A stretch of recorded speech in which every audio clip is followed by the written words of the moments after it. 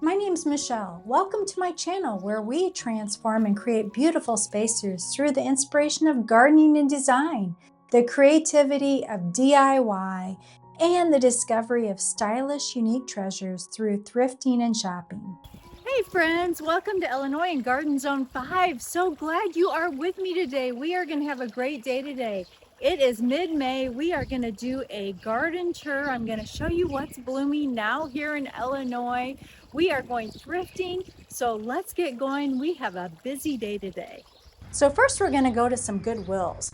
Now I'm always checking out stuff for garden and the home. And this day when I walked into Goodwill, I headed over to the metal section to see if they had anything that we could repurpose.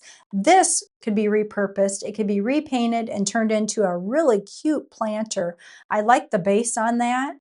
And then this basket had some nice drainage holes in it that would be good like a veggie trug when you're collecting your veggies out in your garden to bring in.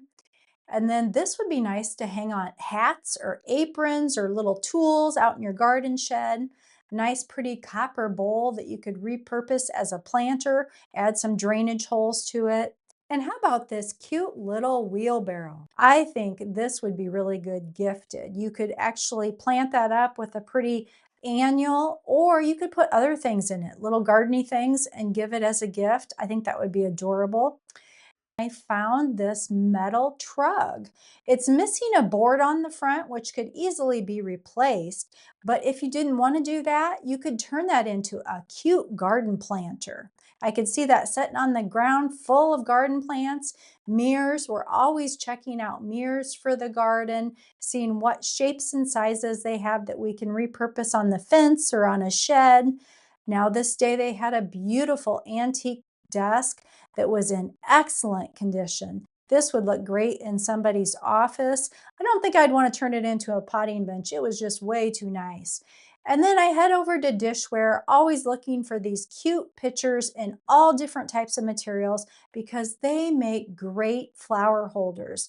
And you can gift them. They're the perfect size to give somebody a little pick-me-up bouquet. We came across this cute little bunny planter for Easter time, springtime, and this was a replica, like architectural salvage type piece. It was made out of a heavy stone resin type material. It had a hook on the back to hang it. Thought it was pretty cool with that lion on it. And then they had some birds, some Isabel Bloom statues, things we could repurpose out in the garden, but we could also use inside our homes too. And these teapots, I have a collection of these that I have picked up thrifting. I love to use these out in the garden and put garden flowers in the summertime and in the house too. And then this was, there was two of these and they were kind of like a wood resin. They were pretty heavy. They had a hook on them to hang them. They could be spray painted any color out in the garden. You could also put them like a stepping stone, but not for a stepping stone. I'm thinking more to put like a planter on or use them as a little riser for something. And then this cute little bunny. He was a candle holder, but I thought he would look cute tucked into a planter pot with a plant in them. And then as we're looking over in the floral section, I saw this vintage vase, minty green color, very pretty with the white flower on it in that urn shape. And then this five-finger vase is what I think they call these. This was something that someone had made though, like it was something maybe that someone made in a pottery class. It was hand painted. Now this was unique. I think it was a bird feeder at one time. I'm thinking you could repurpose that though, maybe take the base off and turn it into a cool cloche. And then always look at planters. Even if you don't care for the plant that's in them, you can repurpose the planter and use it for something else for a new plant. If you're enjoying this, please like, share, and subscribe. Now on to our next Goodwill. Now I've been asked in the comments where I'm at. What Goodwills do I shop at? Well, I go to all Goodwills all through Illinois and Iowa and even farther than that. But the Goodwills that I'm at today in this video are in the Goodwill Heartland region, and that is Illinois and Iowa, and this specific area was in the Quad City area.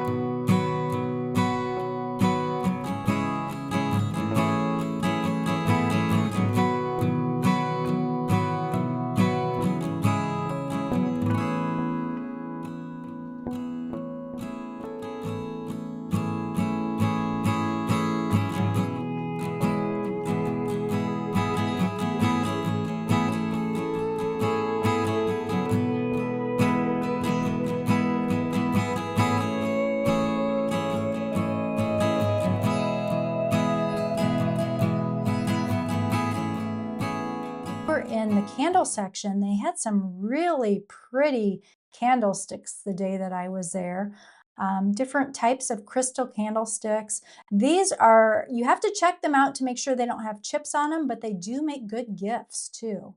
And then more cute little pictures for flowers. This one was pretty with those purple violets on it.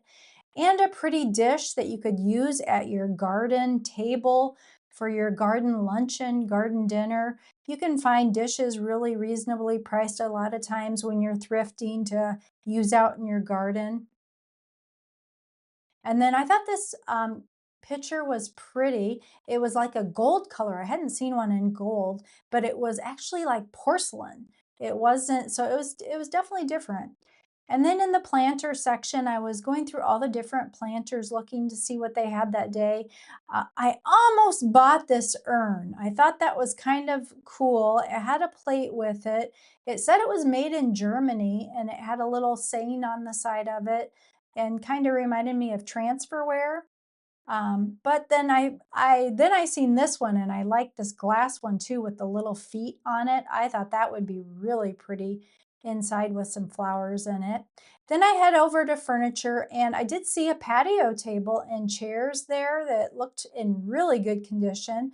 Below in the description and pinned in the comments is a free garden checklist that I made for you. It has a few of my favorites, not only in flowers, but also in hydrangeas and roses. I've also included thrifted decor that I really like in the garden and new purchased items that I've got for the garden. So if you are needing some inspiration, or maybe you're looking for some new plants to add, these are things that I have tested in my garden and I really like. So check out the link below. Okay, on to our third Goodwill. So have you seen anything today that you would have purchased?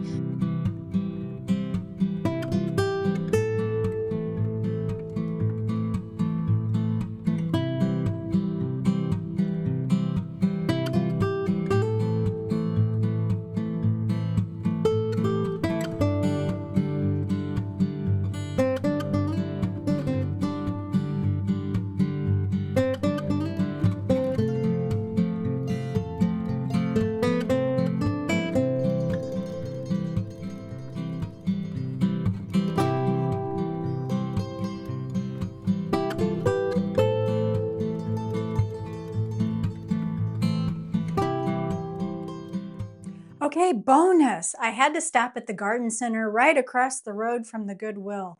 Now, I went over and immediately spotted some David Austin roses they got in. Oh my gosh, they were gorgeous in full bloom. I always like seeing them in person so you can actually see the color, see the flowers. So I am checking out the roses specifically today. So just giving you a quick walkthrough of a few different roses, showing you the plant tags. So if you see a color or a rose that you think is beautiful, you'll know the name of it so you can look at your garden center or shop online. Now, this pink one was unbelievable. I could not believe how big the blooms were. It was just absolutely gorgeous. Called Perfume Delight. So if you have this one in your garden, let us know. How did it perform for you? It is just beautiful. This is where I had purchased last year my Pope John Paul II rose, and it's a great big huge white rose, absolutely gorgeous. I also have Bolero there out in the garden. Now this one, look at this color.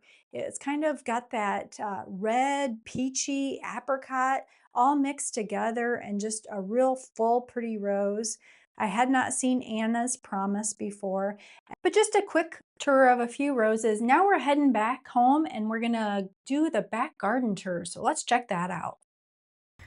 So as you can see, the trellis, the Generous Gardener roses, the David Austin roses, now they're 3 years old and they have really filled in. I have one on each side of the trellis, just looking gorgeous as we walk through the fenced in area. And look at this. They're just starting to bloom. Absolutely gorgeous. So they're a pinky color, almost like a white they start out, and then they open to that pinky color. So this is just gonna be loaded with beautiful blooms. So can't wait to see that. So in the back of the garden, we have limelight hydrangeas. So eventually those will fill in and be really tall and make a nice border into this garden area. Give us that room type feel is what I'm going for. I showed you in the community post the little Proven Winners bloomerang lilac. For those of you that need a container lilac or a very small lilac, this one blooms again, and it only gets about 2.5 foot tall, and it goes down to zone 3.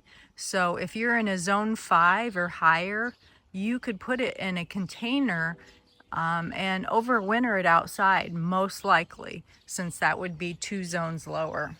Oh my gosh. They are going to be popping here shortly and opening up. This is sitting pretty, and I have 3 of these, and they are just massive.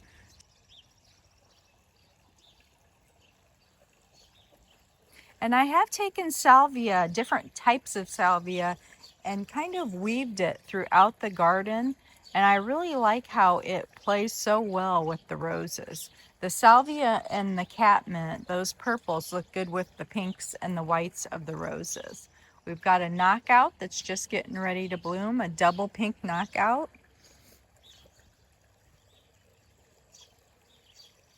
And one that's doing really well is Olivia Austin. Look at Olivia. She is covered in blooms. Very nice rose, gorgeous light pink blooms that are just about ready to open. The fountain is up and running now. We got that going in the last week and enjoying that. And the birds really like it in the morning. Brings a lot of bird activity into the garden. We have a lot of bird activity already, but this brings in even more having the running water. So over in this corner, the new little basket on the bench, that was a Mother's Day gift from my sister. And I'm guessing she thrifted the basket because she's a big thrifter too. And she had that basket full of little gifts for me. And so I decided after taking all the little gifts out to repurpose it, I put a cocoa liner in it and then got a ivy geranium and filled it with an ivy geranium. I left the geranium in the hanging basket pot, took the hangers off of it, and that's an easy way if you're wanting to use a pretty basket out in your garden. Just layer it, put a cocoa liner in it just to fill it in, because that basket's round and the hanging basket's round and the wicker basket's oval, and that really helps fill that in and just look gorgeous. And having it in the hanging basket, the plastic container, protects it, helps it stay moist more than just having it in a cocoa liner where it would dry out. So that'll continue to fill in and just look beautiful. So I love that basket that she thrifted, and I think it's perfect for out here in the garden. And I like the contrast of the color. So be looking for your baskets that you can thrift and repurpose out in your garden. Okay, the thrifted bunnies, they're doing well in the urns. The flowers are filling in. So we have a Calbercoa, a white Calbercoa from Proven Winners. And then we have the Snowstorm from Proven Winners that gets the little white flowers. It's more of a filler. This is also a Proven Winners filler flower that we've got filling in on the back side of the bunny rabbit. And then in the back of the rabbit, I tucked in a couple little sweet alyssums just for this scent, and also they make a good ground cover. And like I had told you, see how much is filling in? So this will continue to fill in under the rabbit, so I didn't feel like I needed to put anything under him.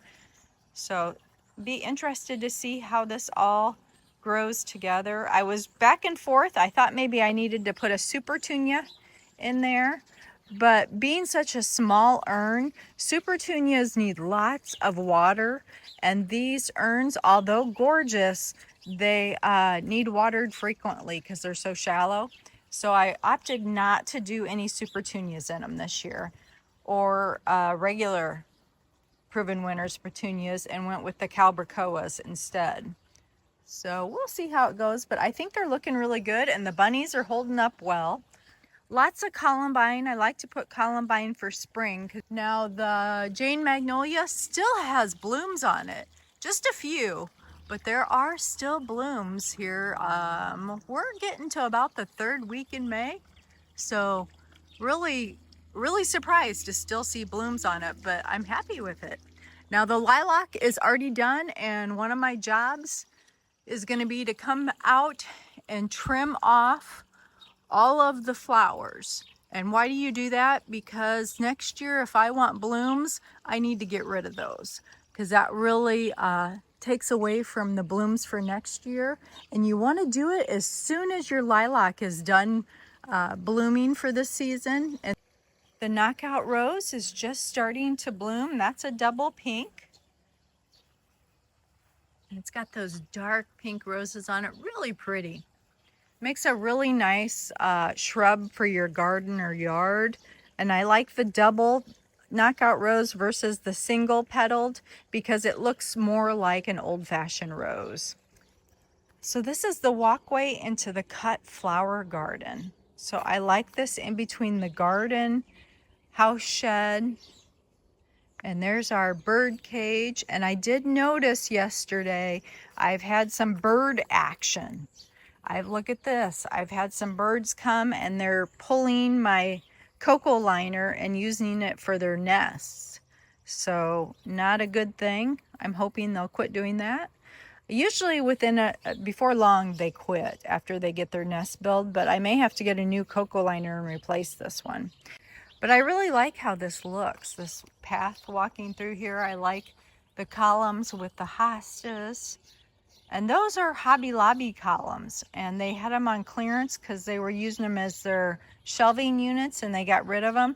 And I was there not too long ago and they still had them, and they had them clearanced. So if you want columns like that, I would say check your local Hobby Lobby and see if they have them available.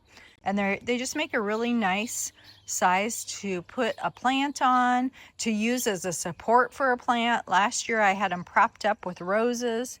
So just wherever you need them out in the garden. For more inspiration, check out this video next.